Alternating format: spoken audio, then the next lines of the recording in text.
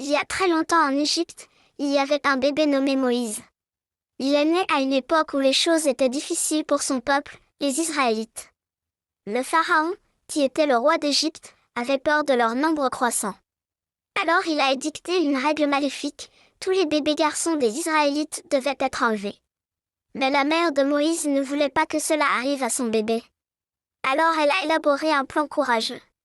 Elle a mis Moïse dans un panier et l'a déposé doucement parmi les roseaux le long du Nil. La fille du pharaon a trouvé le panier pendant qu'elle se baignait dans le fleuve. Elle a eu pitié du bébé qui pleurait et a décidé de s'en occuper. Ainsi, Moïse a grandi dans le palais du pharaon comme un prince d'Égypte, même s'il était vraiment un Israélite. Quand Moïse a grandi, il a vu à quel point le pharaon maltraitait les Israélites. Ils étaient forcés de travailler dur et étaient souvent battus. Cela a rendu Moïse triste.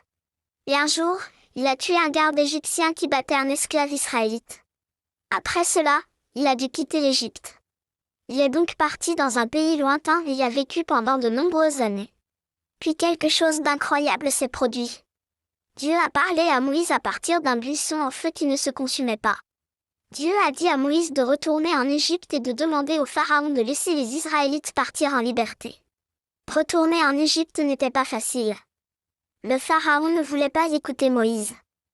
Alors Dieu a envoyé 10 plaies pour convaincre le pharaon. Il y avait des grenouilles partout, des insectes, et même des ténèbres pendant la journée. Enfin, après la dernière et la plus triste plaie, le pharaon a accepté de laisser le peuple israélite partir. Moïse a conduit les Israélites hors d'Égypte.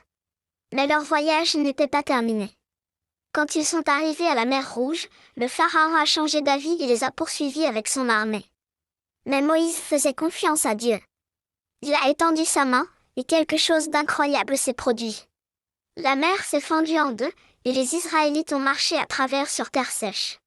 Après avoir été en sécurité, la mer est redevenue normale, et l'armée du pharaon ne pouvait plus les suivre. Moïse et les Israélites étaient enfin libres. Ils ont voyagé pendant longtemps pour atteindre une montagne spéciale appelée Sinaï.